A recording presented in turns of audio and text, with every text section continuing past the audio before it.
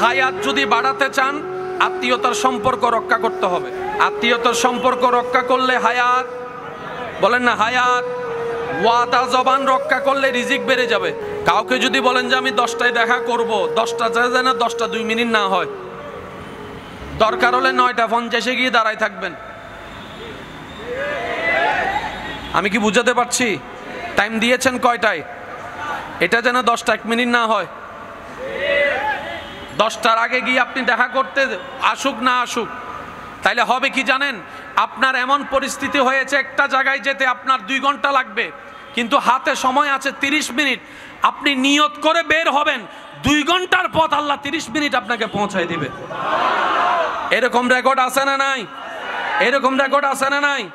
আল্লাহ রসুল সাল্লাল্লাহু আলাইহি ওয়াসাল্লাম বলে, আমার কোনো উম্মত যদি কারো থেকে কিছু ঋণ নেয়, দিয়ে দেওয়ার নিয়তে, রেখে দেওয়ার নিয়তে নয়, মেরে দেওয়ার নিয়তে নয়, দিয়ে দেওয়ার নিয়তে যদি কেউ ঋণ নেয়, আল্লাহর উপর ভরসা করে, সেই বান্দা যতক্ষণ দিতে পারবে না আল্লাহ তাআলা ততক্ষণ দয়ার ব্যবস্থা করবে, দয়ার ব্যবস্থা করবে। তার দেওয়ার মতো সাপোর্টার যদি পৃথিবীতে কেউ না থাকে, আল্লাহ তাকে দয়া করে দেওয়ার ব্যবস্থা করে দিবে। কার? যে জবান রক্ষা করে চলে। বলেন না জবান রক্ষাকারী কে? একটু জোরে বলেন কে? যে জবান রক্ষা করে চলে, আল্লাহ তার জবান কখনো কারো সামনে ছোট হতে দেয়। মুসা নবীর একজন উম্মত ঠেকাই পরে বন্ধুর থেকে দাঁড় নিয়েছে।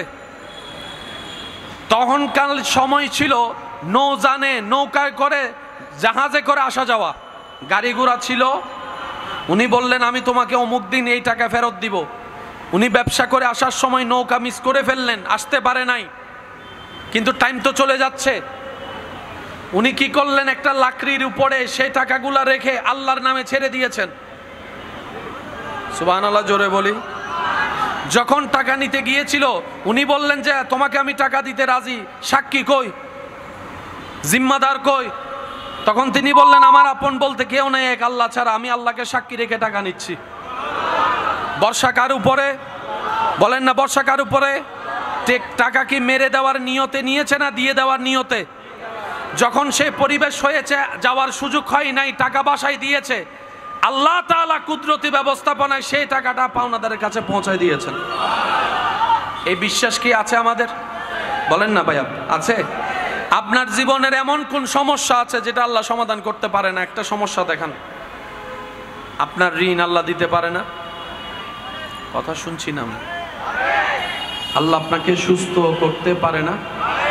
আল্লাহ আপনাকে গায়েব থেকে দান করতে পারে না? তা আপনার কেন মানুষের সামনে এমনি করা দরকার? রসুল বলে জুতার একটা ফিতা লাগলে, ফিতা ফিতা জুতার ফিতা, সেটাও তোমার রবের কাছে চাও। আমি শুনি নাই, আরো জোরে। যার যা দরকার ওই রবের কাছে চাও, যার বান্দারে কোনো কমতি নাই, দিলে কোনোদিন কমে যায় না। সুবহান। বান্দার কাছে বারবার চাইলে বিরক্ত হয়ে বলে থেতানি, মানে যা। আর বান্দা যখন রবের কাছে চায়, রব বলে যে আরো চা, আরো চা, আরো চা, আরো চা, এত কম চাস কেন? আরো চা, আরো চা, আরো চা। কারণ কি? যার কাছে 1 লাখ টাকা আছে তার থেকে যদি আপনি 50,000 খুঁজেন, বলেন না দিবে? কারণ 1 লাখ যার কাছে আছে সে আপনাকে দিলে 100, 200, 500, 1000 দিবে। বলেন না, বলেন না ভাইয়া? যার কাছে 10 কোটি টাকা আছে সে 1 লাখ টাকা দিলেও গায়ে লাগবে। তো দুনিয়ার যত বিত্তবান প্রভাবশালী তাদের টাকার একটা লিমিটেড আছে না নাই? পাওয়ারের লিমিটেড আছে না নাই? চট্টগ্রামের মাথা কখনো ইন্ডিয়াতে গিয়ে পাওয়ার দেখাতে পারবে? ইন্ডিয়ান ওয়ালার আমেরিকায় গিয়ে পাওয়ার দেখাতে পারবে? মাশাআল্লাহ, মাশাআল্লাহ, আসেন আসেন, মাশাআল্লাহ, মাশাআল্লাহ। আল্লাহুম্মা সাল্লি আলা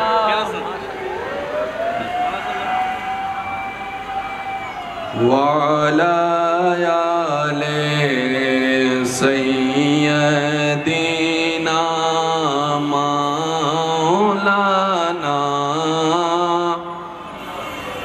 সবাই মিলে কি আওয়াজে আল্লাহুম্মা সাল্লি আলা।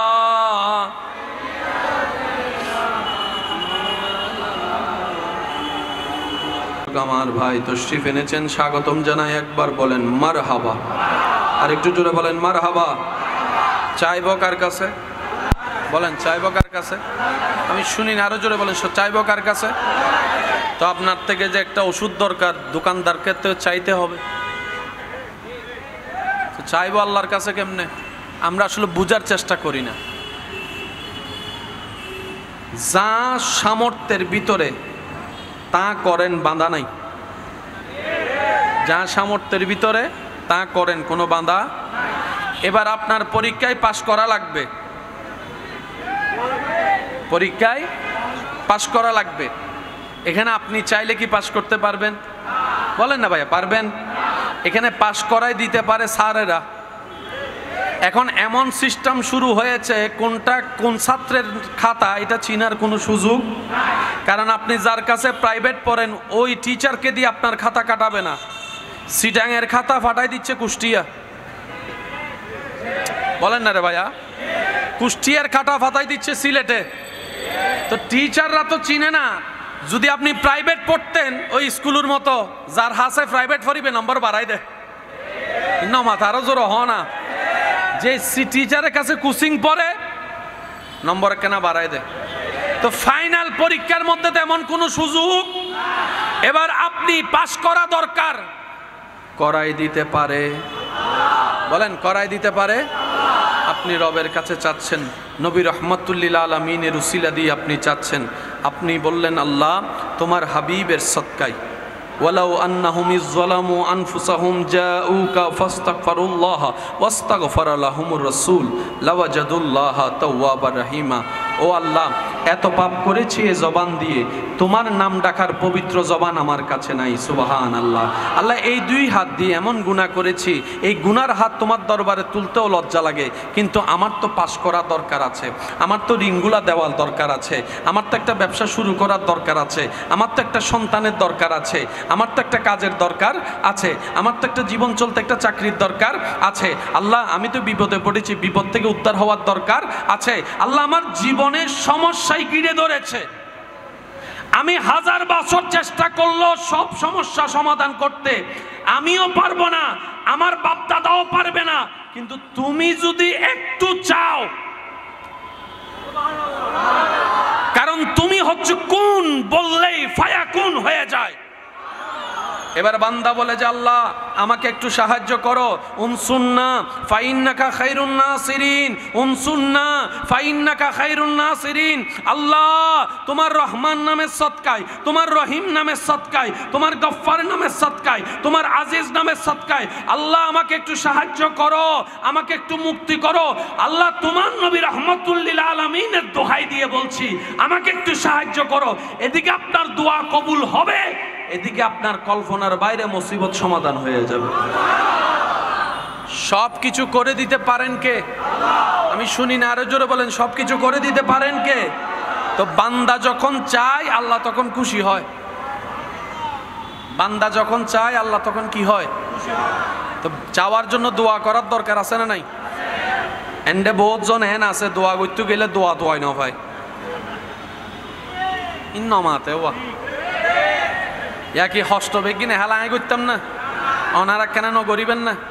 সাই সিডেঙ্গে আওয়াজ একবার হনসে মার হাবা, মাশাআল্লাহ বলি আমি বার কেন বড় করে হন মার হাবা। গো নাতে রসুল ফজুম বেগুনি মিনি সাই কেন ফরনসে তো আই ওনারার আওয়াজ কেন খেয়াল করিবেন লাগে।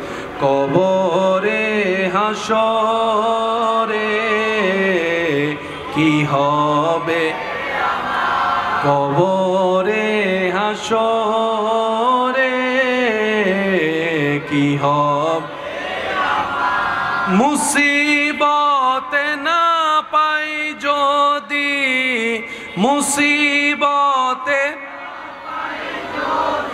করুণা তোমার, কবরে কি হবে, আছি গো ডুবে আমি পাপে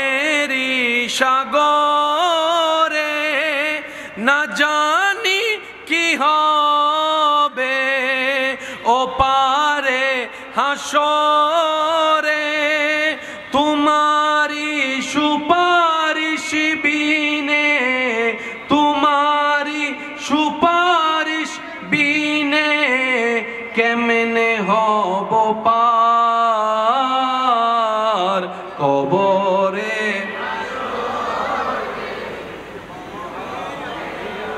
উচ্চ আওয়াজ একবার বলেন মারহাবা। আমার কথা কি ক্লিয়ার বোঝা যাচ্ছে? চাইবো আমরা কার কাছে? আমরা চাইলে কে খুশি হয়? আল্লাহ খুশি হয়। আল্লাহ পাক বলে, একটু মনোযোগ, রব বলে তুই না চাইলেও আমি কিছু দিব। আজকে দুপুরে ভাত খাইছেন, আলহামদুলিল্লাহ বলি। যারা দুপুরে খাইছেন তারা আলহামদুলিল্লাহ বলি। আপনি কি দুপুরের খাওয়া যেটা আপনি খেয়েছেন রিজিক দিয়েছেন কে? আপনি কি চেয়েছেন যে আল্লাহ আমাকে দুপুরের খাবারটা দাও? দিয়ে দিয়েছে। এটা এক প্রকারের দয়া এবং খুশি আল্লাহর। সুবহানাল্লাহ বলেন না? সন্তান ঘরে রান্না করে মা, ভাত বেড়ে দেয় মা।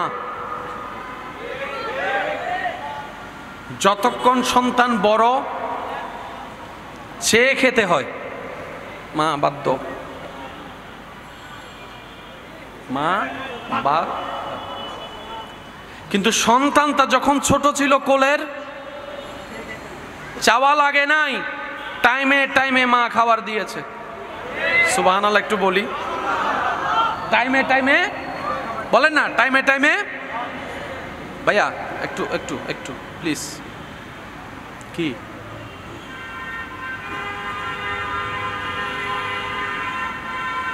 উচ্চ আওয়াজ একবার বলি আলহামদুলিল্লাহ। একটু আমাকে সাপোর্ট দিবেন প্লিজ। সন্তান যখন ছোট ছিল, আমরা যখন ছোট ছিলাম, মা আমাদেরকে টাইমে টাইমে খাবার দিয়েছে। কোনো কারণে যদি 19-20 হতো, আমরা যখন চিৎকার করে কান্না করেছি, মা তখন দৌড়ায় এসে খাবার দিয়েছে। যতক্ষণ কান্না করি নাই ততক্ষণ কোলে তুলে নেয় নাই, যতক্ষণ কান্না করি নাই ততক্ষণ আদর করে নাই, যতক্ষণ কান্না করি নাই মুখে গালে চুমা দেয় নাই, যতক্ষণ কান্না করি নাই মা বুকের মধ্যে জড়াই ধরে নাই। এমনি আদর করে, সেটা এক আদর। কান্না করার পর আদর বাড়ায় দেয়, মায়া বাড়ায় দেয়, সেবা বাড়ায় দেয়, যত্ন বাড়ায় দেয়। ঠিক তেমনি ভাবে রবের দয়া সব সময় বান্দার উপর থাকে। কিন্তু যখন বান্দা দুনিয়াবি কষ্ট পেয়ে বুক ফেটে কান্না করে, তখন এমনও কিছু সৌভাগ্যবান বান্দা আছে যাদের এই কান্নার কারণে আল্লাহ তকদির এমন ভাবে পাল্টায় দেয়, সাধারণ বান্দা থেকে আল্লাহর প্রিয় বান্দা পর্যন্ত হয়ে যায়। সুবহানাল্লাহ। সেজন্য মনে রাখবেন, দুনিয়ার কষ্ট, দুনিয়া যখন কষ্ট দেয় এটাও নিয়ামত। সুবহানাল্লাহ বলেন না? আপনাকে যখন দুনিয়া কষ্ট দেয়, আপনার পরিবারে কষ্ট দেয়, আপন মানুষ কষ্ট দেয়, এখানে লাগে কি লাগে না? একটু জোরে বলেন। এখানে লাগলে এখান থেকে পানি আসে কি আসে না? যখন আপনি এই চালাকিটা করতে পারবেন, বুদ্ধিটা করতে পারবেন, যখনই হৃদয়ে আঘাত হবে, চোখ থেকে পানি পড়বে, আপনি তখন নিয়তটা রবের দিকে করে ফেলবেন। আল্লাহ গো, তুমি ছাড়া আর কেউ নাই। আল্লাহ গো, তুমি ছাড়া কেউ নাই, তুমি ছাড়া কেউ নাই, তুমি ছাড়া কেউ নাই। যাদের জন্য করেছি, দৌড়েছি, তারাই আজকে লাথি মেরেছে, আপনরাই পর হয়ে গিয়েছে, বন্ধুরাই চুকুলটাতে 2 মিনিট করে নাই। আল্লাহ, তুমি ছাড়া কেউ নাই, তুমি ছাড়া কেউ নাই। আমার অন্তরের বিশ্বাস, হাসবুনাল্লাহ, হাসবুনাল্লাহ, হাসবুনাল্লাহ, আমার জন্য আমার রবই যথেষ্ট। এই শব্দ যেদিন রবের দরবারে কবুল হয়ে যাবে, সেদিন রব বলবে ইন্নাল্লাহা মা'আস সাবিরিন। আজকে থেকে আমি আল্লাহ তোর জন্য একাই যথেষ্ট। সুবহান। সেই দিন থেকে আপনার আর কারো ধার দ্বারা লাগবে, বলেন না, ধার দ্বারা লাগবে। সেজন্য মনে রাখবেন, দুনিয়ার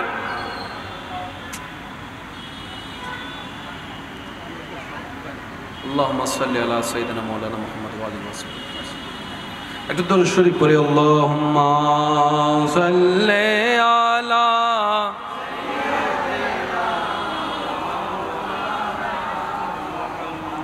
ওয়া আলা আলি সাইয়্যিদিনা।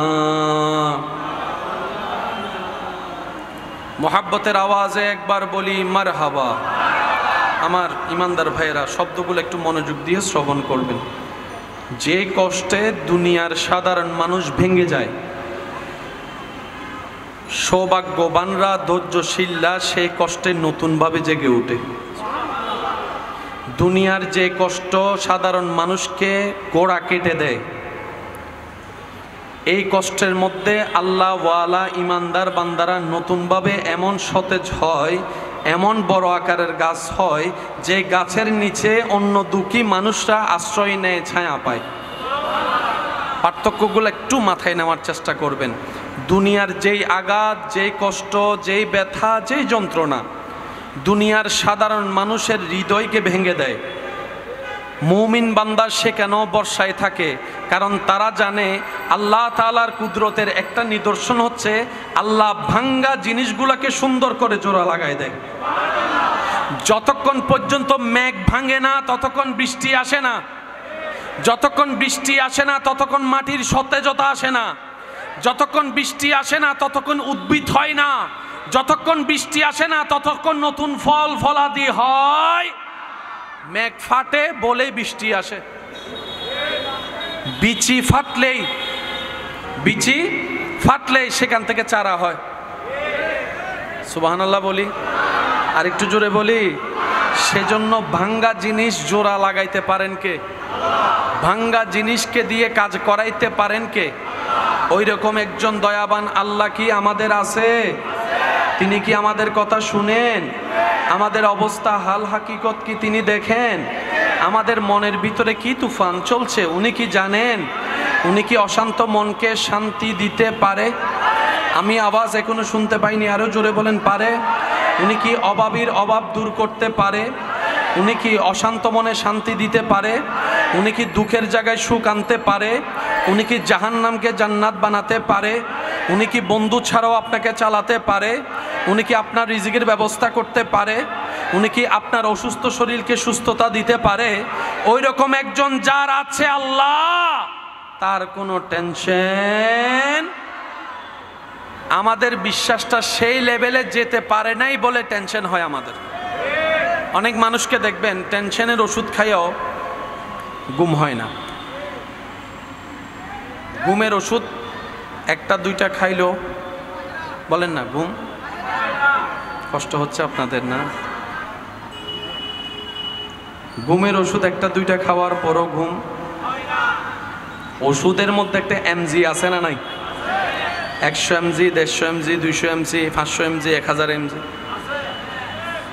এমজি যদি বেড়ে যায় এটা আর কমানোর কোনো সুযোগ? যাদের 1000 এমজি লাগে ওনারা না পাইলে দেখবেন 500 বলেন না সব একটা, সব তো আমি বলবো না, আপনাদের বলতে হবে।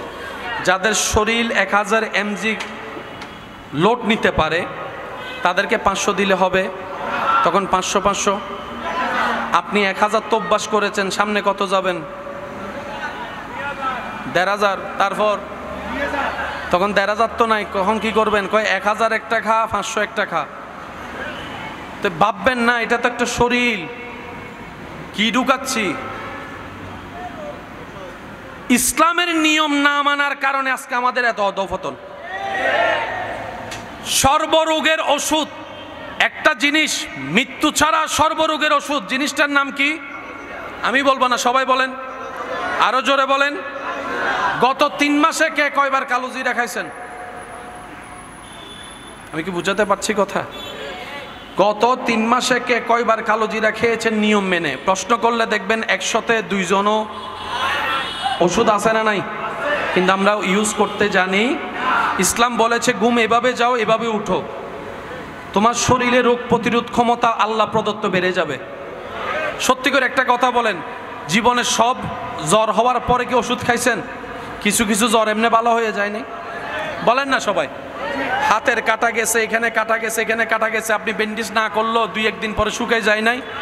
আল্লাহ তাআলা প্রত্যেকটা মানুষের শরীরে রোগ প্রতিরোধ ক্ষমতাও দিয়েছেন, আবার সুস্থতা হওয়ার ট্যাবলেটও ভিতরে দিয়েছেন রহমতের। ওইটাকে ধরে রাখার জন্য আমাদেরকে জীবন ব্যবস্থা দিয়েছেন, ঠিক কি না? ফজরের নাস্তা করতে হবে একরকম, দুপুরের ভাত খাইতে হবে একরকম, রাতের খাবার খাইতে হবে একরকম। ফজরের খানা এই টাইমে, দুপুরের খানা এই টাইমে, রাতের খানা এই টাইমে। নিয়ম আছে না নাই? আমরা নিয়ম মেনে চলি। বলেন দোষ কাদের? বলেন না ভাইয়া, দোষ কাদের? আরো জোরে বলেন দোষ কাদের? দিন দিন কি স্ট্রোক কমছে না বাড়ছে? আপনারা বলেন কমছে না বাড়ছে? এখন যুবকরা স্ট্রোক কইরা বলেন না, বলেন। তার অন্যতম একটা কারণ, আহা আল্লাহ, ডাক্তারের কাছে চিকিৎসা করতে গেলে ডাক্তারে একটা কথা প্রায় সময় বলে, বেশি টেনশন করিও না। বলেন না, বেশি টেনশন, বেশি টেনশন। তো টেনশন কমানোর কোনো মেশিন আসেনি? টেনশন কমামো কেমনে এটা একটু শিখিয়ে দেন। বললে তো আর হয়ে যায় না। বাবা একটু আরে আর তুনজান বিরতি দন্য করেন, আর চেষ্টা করেন। কারণ ইঞ্জিল জিবে গরম হয়, আবার ঠান্ডা হইলে আবার গরম হইতে সময় লাগাও ভাই। টেনশন করলে ভালো না খারাপ? তো ডাক্তার পরামর্শ দিয়েছে সেটাও ভালো, টেনশন করা যাবে, কিন্তু কি করলে টেনশন করা যাবে না, করার থেকে বাঁচবো সেটাও তো বলতে হবে। কোনো বিদ্যালয়ে এই সমাধান নাই, কিন্তু ইসলামের বিদ্যালয়ে এই সমাধান আছে। টেনশন করলে ব্লাড প্রেশার, বলেন না ভাইয়া, টেনশন করলে ব্লাড প্রেশার, টেনশন করলে শরীরের মধ্যে পরিবর্তন আসে কি আসে না? প্রেশার বাড়ে কি বাড়ে না? যখন প্রেশার বেড়ে যায় রক্ত সঞ্চারণ বাড়ে কি বাড়ে না? মেজাজ যখন বেড়ে যায় তখন আস্তে আস্তে শরীরে রক্ত গরম হয় কি হয় না? জিত লাগে কি লাগে না? ওই রক্ত সঞ্চারণ যখন বেড়ে যায়, হার্টবিট যখন বেড়ে যায় হঠাৎ করে, অর্থাৎ আপনার হার্ট লোড নিতে পারবে 100, আপনার রাগ প্রেসারে আক্রমণ করছে 500, 100 আর 500 লোড নিতে পারে। এবার বলেন রাগ করে লাভ কি হলো? কি লাভটা হলো আমারে বলেন? হয়তো আপনার স্ট্রোক হয়েছে, না হয় মাইনের স্ট্রোক হয়েছে, না হয় কারো নাক ফাটাই দিয়েছেন, লাভ কি হয়েছে? রাগ তো থেমে গিয়েছে, পুলিশ এসে তো আপনারা ধরে নিয়ে গেছে। সেজন্য ইসলাম বলে, নবী রাহমাতুল্লিল আলামিন বলে, হে আমার উম্মতেরা লা তাকদাব লা তাকদাব লা তাকদাব, রাগ করিও না, রাগ করিও না, রাগ করিও না। ইয়া রাসূলুল্লাহ, রাগটা তো ভিতর থেকে মানুষের ফিতরত, চলে তো আসে, শয়তান আমাদেরকে দেয়। রাগ কন্ট্রোল করব কিভাবে? ডাক্তারকে জিজ্ঞেস করলাম, উত্তর পাইলাম না। ভার্সিটি জিজ্ঞেস করলাম, উত্তর পাইলাম না। ওখানে জিজ্ঞেস করলাম, উত্তর পাইলাম না। সবাই বলে রাগ করিও না, সবাই বলে টেনশন করিও না, সমাধান কেউ দিচ্ছে না। কিন্তু আল্লাহ পাক বলে, সমাধান যদি পেতে চাও, ইন্নাদ-দীনা ইনদাল্লাহিল ইসলাম, সুবহানাল্লাহ, ইন্নাদ-দীনা ইনদাল্লাহিল ইসলাম, ইসলামকে আপন করে নাও। সেই ইসলামে যখন আসলাম, নবী রাহমাতুল্লিল আলামিন বলে, যদি তুমি রাগ কমাতে চাও, রাগ থেকে বাঁচতে চাও, প্রেসার থেকে বাঁচতে চাও, স্ট্রোক থেকে যদি বাঁচতে চাও, একটা কাজ করো, রাগকে কন্ট্রোল করো। ইয়া রাসূলুল্লাহ, কিভাবে রাগ কন্ট্রোল করব? নবী বলে, যদি দাঁড়িয়ে থাকা অবস্থায় রাগ আসে, বসে যাও। বসেও যদি রাগ না কমে, শুয়ে যাও। একটু সবাই বলেন, আরো জোরে বলেন। যদি দাঁড়ানো অবস্থায় রাগ আসে, নিজে বালা রাগ থাকার জন্য, নিজেকে বাঁচানোর জন্য তাড়াতাড়ি আওয়াজ করা ছাড়া, সবাই বলেন, বসো। যদি এরপরও যদি তোমার রাগ না কমে, কারো সাথে কথা না বলে ডাইরেক্ট অজু বানাই নাও।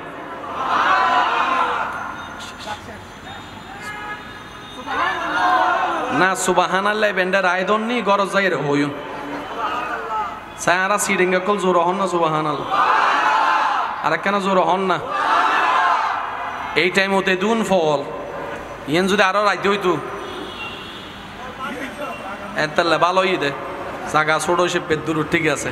আল্লাহ আর বেগুনের মহাব্বতের কবুল করুক। তাহলে রাগ থেকে বাঁচার পরামর্শ, উপায় ইসলামে আছে না নাই? মানার মতো মানতে আমরা জানি নাই, নিজের পায়ে নিজে কুড়াল মেরেছি বারবার। কথা বলেন ঠিক কিনা? সংসার ভাঙে রাগের কারণে, বন্ধুত্ব সম্পর্ক নষ্ট হয় রাগের কারণে, অনেকে ভালো ভালো ব্যবসা পর্যন্ত নষ্ট করে ফেলেছে রাগের কারণে, অনেকে লক্ষ লক্ষ টাকা মার খেয়েছে রাগের কারণে। সেজন্য মুরব্বীরা বলে বেশি রাগ ভালো, বড়রা বলে বেশি রাগ ভালো, ডাক্তাররা বলে বেশি রাগ ভালো, ইসলামও বলে বেশি রাগ ভালো। কমাবো কেমনে? বলে যে ইসলাম থেকে শিখে নাও। একটু মাথায় রাখতে হবে, রাগ আসছে তখন আপনি দাঁড়াই গেছেন দাঁড়ানো অবস্থায়, তাহলে কি করবেন? বলেন কি করবেন?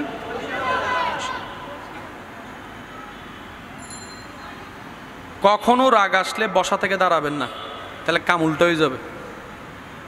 এই কথাটা মাথায় রাখবেন। বেশিরভাগ সময় কি আমরা কি দাঁড়ানো থেকে বসে যাই নাকি বসে থেকে দাঁড়ায় যাই? ভুল করি এই জায়গায়। মনে চায় বোধ উড়ে ফেলা উড়ে ফেলা উড়ে ফেলা, আপনি বলবেন না শুই আগে তারপরও রাগ। বেশি না 3টা মিনিট, কারোর জন্য 5 মিনিট, কারোর জন্য 7 মিনিট, কিন্তু নিম্নে 3 মিনিট। 3 মিনিট যদি, তাহলে আপনার হাজার সমস্যার সমাধান এখানে হয়ে যাবে। আমি কি বুঝাতে পারছি কথা? নিজের ভালো নাকি সবাই বুঝে? আচ্ছা, অন্যের ভালোর কথা আপনি চিন্তা নাই করলেন, বাদ দেন না। বেশিরভাগ জামাইরা তালাক দেয়, স্বামী স্ত্রীর ভিতর তালাক হয় কিসে? বলেন বলেন। আপন রক্তের মার পেটের বাইরের সাথে ভাত খাবো না, দেখা করব না, চেহারা দেখবো না, কিসে? লাভটা কি? রাগের মধ্যে 1 পয়সা লাভ, কিন্তু ক্ষতি আছে অনেক। রাগ যদি দেখাইতে মন চায় শয়তানের সাথে না দেখাবেন। সে যখন বলবে যে নামাজ পড়বি একটু পরে, আগে একটু আরাম কর, আপনি তখন বলবেন সাইটটা রাগ কইরা, এখন পর্যন্ত নামাজ তুই ক্যাং গরিবে করবো। আর একটু জোরে বলেন না। রাগ দেখালে শয়তানের সাথে দেখাতে হবে। সে যখন বলবে যে 20 টাকার তারাবি অনেক কষ্ট হয়ে যাবে, আপনি বলবেন যে আমি 20 টাকা ফরে দেখাবো, তুই যা গরিবের গর্গ যা গর্ব। এর আগের লাভ আছে না নাই? এর আগের লাভ আছে না নাই? যদি রাগ করে আপনি কোরআন শরীফ খতম দিয়ে দেন, লাভ আছে। রাগ করে যদি 10টা সূরা মুখস্থ করে ফেলেন, লাভ আছে বলেন না? লাভ আছে বলেন না?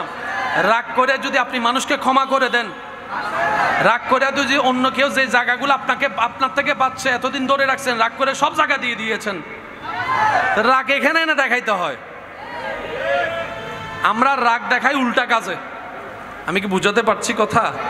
আমি আমার ভালোবাসার মানুষের কাছে এতটুকু আবদার করব, আল্লাহ আমাদেরকে যতটুকু হায়াত দিয়েছেন, অর্ধেক হায়াত, শেষ বলেন না, অর্ধেক হায়াত।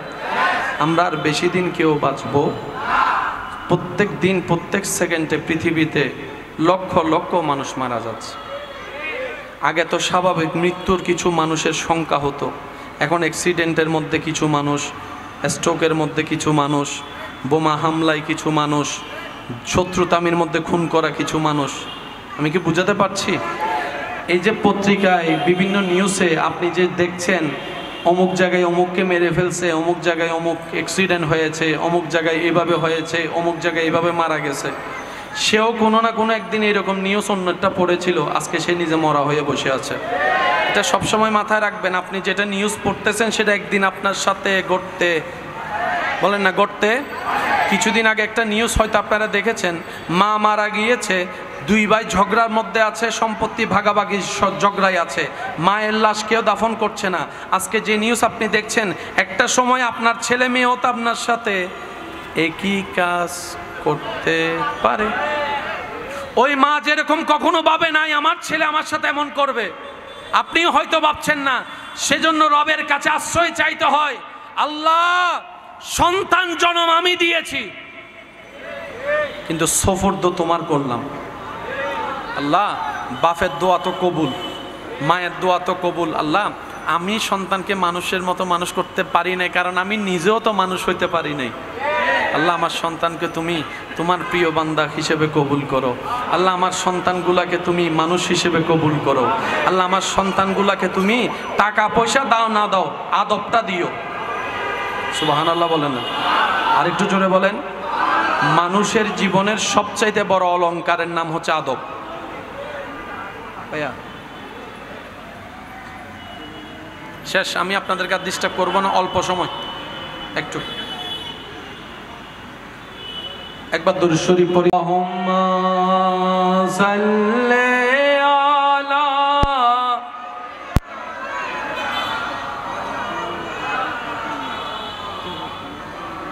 ওয়ালা দেনা মাওলানা, আমার সোনার মদিনা, আমার প্রাণের মদিনা, সব ভুলিব একই আওয়াজে আমার সোনার মদিনা, সব ভুলিব কিন্তু তোমায় ভুলিনি, ভুলব না, ভুলতে পারি না, ভুলিনি, ভুলব না, ভুলতে পারি না, সব ভুলি কিন্তু তোমায় ভুলতে পারি না, আমার সোনার মদিনা না, সব ভুলিব কিন্তু তোমায়। উচ্চ আওয়াজ একবার বলেন আলহামদুলিল্লাহ। আমরা কি নিজেদের লস চাই না লাভ চাই? লস কিসে কিসে আছে একটু খেয়াল করি। অহংকার করলে নিজের লস, হিংসা করলে নিজের লস, আমিত্ব দেখালে নিজের লস, লোভ করলে নিজের লস। একটু বলি, লোভ করলে নিজের লস, অন্যের ক্ষতির চিন্তা করলে নিজের লস, অন্যকে টেনে নামাতে চাইলে নিজের লস, অন্যকে বেইজ্জত করতে চাইলে নিজের লস। নবী রাহমাতুল্লিল আলামিন বলে, যে দুনিয়াতে অন্যের দোষ গোপন রাখবে, আল্লাহ হাসরের ময়দানে তার অনেকগুলা দোষ গোপন করে ফেলবেন। সুবহানাল্লাহ। নবীজি বলছেন, যে দুনিয়াতে ক্ষমতা থাকার পরও প্রতিশোধ নেয় নেই, ক্ষমা করে দিয়েছে, সে অনেক অপরাধ নিয়ে রবের দরবারে গেলে রব্বুল আলামিন তার উপর দয়া করে তাকে অপরাধ মাফ করে দিবেন, অপরাধ মাফ করে দিবেন, অপরাধ মাফ করে দিবেন। সুবহানাল্লাহ। তাহলে অন্যকে ক্ষমা করলে নিজে ক্ষমা পাওয়া হয়, অন্যকে খাবার দিলে নিজের রিজিকে বরকত হয়, অন্যকে সম্মান দিলে নিজের সম্মানে বরকত হয়, অন্যের মুখে হাসি ফুটালে নিজের জীবনে শান্তির ব্যবস্থা করে দেন কে? আর একটু জোরে বলেন, করে দেন কে? এই সিস্টেম কি আমার জন্য একা না সবার জন্য? এই নিয়মের বাইরে কি কেউ যে চাইলেও যেতে পারবো? না মানি আমাদের ব্যর্থতা, কিন্তু কারো জন্য নিয়ম কখনো পাল্টাই নাই, কখনো পাল্টাবে। আল্লাহ তাআলা আমাদের সবাইকে নবীর সুন্নত মেনে চলার তৌফিক দান করুন। আর একটু জোরে বলেন, সময়ে সময়ে রবের দরবারে নামাজের মাধ্যমে হাজিরা দেওয়ার আল্লাহ তৌফিক দান করুন। এখানে যারা আছেন সবার কি মা আছে? সবার মা আছে? কারো মা নাই, কারো বাবা নাই, আবার কারো মা বাবা। কিন্তু আপনি এখানে আসাতে, বসাতে, দাঁড়াতে, সুবহানাল্লাহ বলাতে আপনার মা বাবা যেখানে আছে ওনারা সব পেয়ে যাচ্ছেন। পৌঁছায় দিচ্ছেন কে? পৌঁছায় দিচ্ছেন কে? সেজন্য আমি অনুরোধ করে বলবো, মা বাবা বেঁচে থাক আর না থাক, সন্তান যেন কখনো মা বাবার জন্য দোয়া করতে বন্ধ না করে।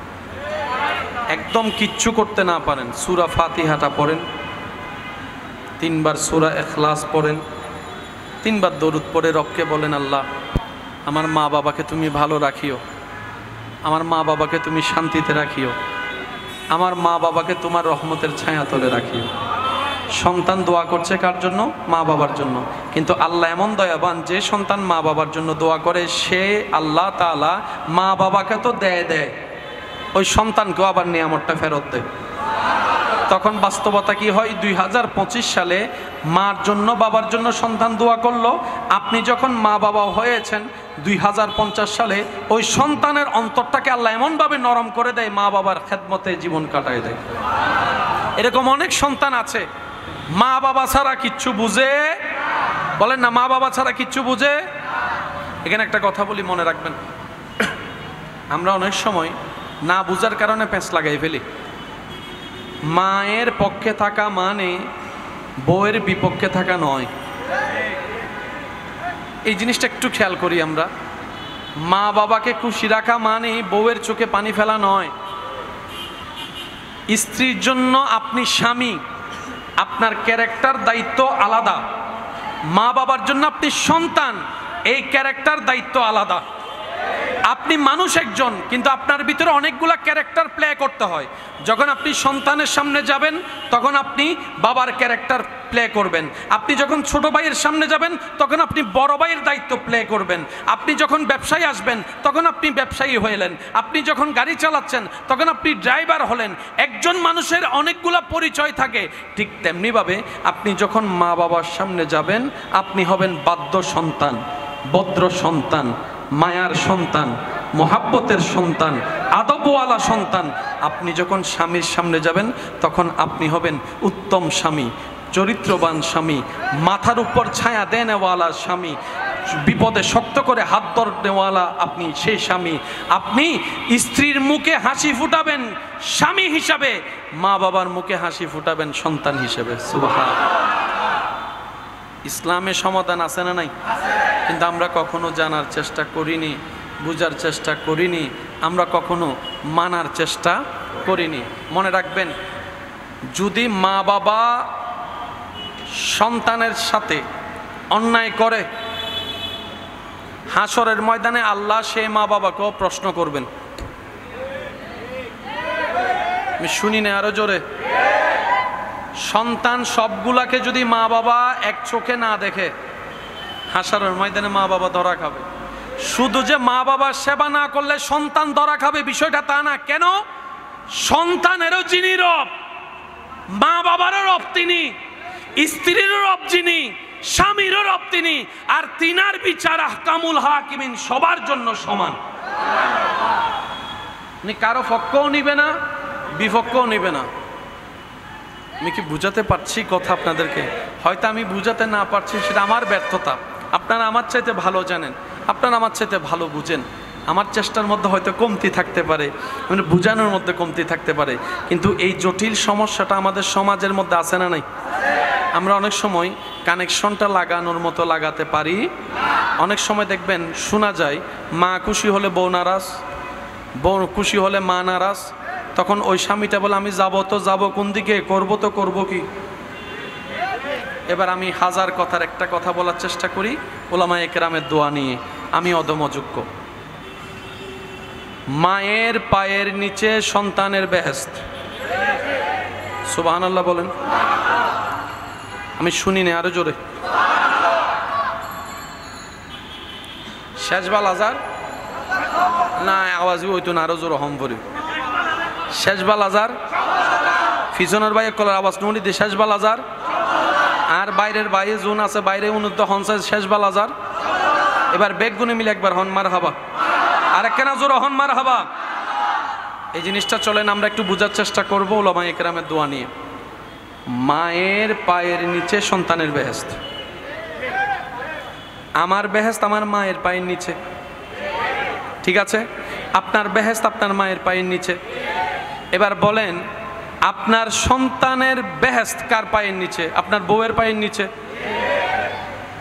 তাহলে জান্নাত তো দরকার আছে। আমার শাশুড়ি মাদেরকে বলবো, এটা আপনার শুধু ছেলের বউ নয়, আপনার নাতি নাতনির জান্নাত। সুবহানাল্লাহ। আপনার সন্তানের যেমন আপনাকে খুশি করে জান্নাত পেতে হবে, আপনার নাতি নাতনিরও তো কিন্তু জান্নাত আপনার ছেলের বউটা। সেজন্য ছেলের বউকে আদর করেন, কারণ আপনি তো জানের চাইতে বেশি নাতি নাতনিকে ভালোবাসেন। আপনি তো সেই মানুষ যার সামনে কেউ কথা বলতে পারতো না, কিন্তু নাতি নাতনি কুহুলে প্রস্রাব করে দিল আপনার কোনো রাগ লাগে না, কারণ আপনি নাতির পাগল, নাতনির পাগল। কথা বলেন ঠিক কিনা? ওই আপনার নাতি নাতনির জান্নাত আল্লাহ রেখেছেন আপনার বউয়ের পায়ের নিচে। আল্লাহ আমাদের সবাইকে একটু বুঝার তৌফিক দান করুন।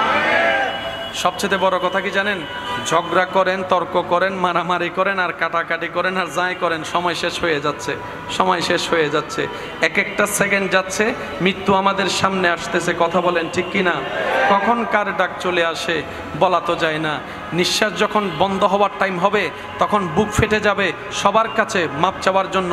যাদেরকে কষ্ট দিয়েছি সবার কাছে মাপ চাইতে দিল চাইবে, কিন্তু সুযোগ হবে, কেউ তো আর তখন সবাই তো আর কাছে থাকবে না। সেজন্য মনে রাখবেন, নিঃশ্বাস স্বাভাবিক চলা অবস্থায় সবার কাছ থেকে মাপ চেয়ে ফেলেন, বড় হোক আর ছোট হোক, কোনো সমস্যা নাই। নবী বলে তুমি ক্ষমা চাও, আবার যার উপর অন্যায় করা হয়েছে নবী উনাকে বলে তুমি ক্ষমা করে দাও। যে ক্ষমা করে আল্লাহ তার ইজ্জত বাড়ায় দেয়। সুবহানাল্লাহ। আল্লাহ তাআলা আমাদের সকলের হাজিরি কবুল করুন, আজকের এই মাহফিলকে কবুল করুন। আপনারা যারা এসেছেন, আমার ভাইজান এসেছেন, তাকরীর করবেন, আপনারা দিল মন লাগায় শুনবেন। আমি অনুরোধ করব, আমরা 5 ওয়াক্ত নামাজ হাজার ব্যস্ততার ভিতরেও ছাড়বো। একটা গর্জন দিয়ে বলেন, আমরা ছাড়বো। ব্যস্ততাকে ব্যস্ততা দেখায় আমরা নামাজ পড়ে ফেলবো। ব্যস্ততা যখন আমাদেরকে ব্যস্ততা দেখাবে রবের দরবারে হাজিরা না দেওয়ার জন্য, তখন রবের দরবারে হাজিরা দেওয়ার ব্যস্ততাই নিয়ে তারা দেখাবো আমি এখন রবের দরবারে হাজিরা দিতে ব্যস্ত, তোর ব্যস্ততা পড়ে। আরো জোরে বলেন। যে রাজ্জাককে খুশি করে তার রিজিকের অভাব হয় না, যে রহমানকে খুশি রাখে তার অশান্তির অভাব হয় না, যে গানিকে খুশি রাখে তার সম্পত্তির অভাব হয় না। সুবহানাল্লাহ। সেজন্য সবচাইতে আমরা খুশি রাখার দায়িত্ব কার? আমরা যদি আল্লাহকে খুশি রাখতে চাই, শয়তানকে আমাদেরকে খালি ফিল দিয়ে দিবে গোল দেওয়ার জন্য? সে তো জামিলা করবে। কথা বলেন না রে ভাইয়া। সে তার জায়গায় জামিলা করেছে, করছে, করবে। আল্লাহ ভালো করে সেটা জানে, সেজন্য আল্লাহ তওবার ব্যবস্থা করে দিয়েছেন। সুবহানাল্লাহ।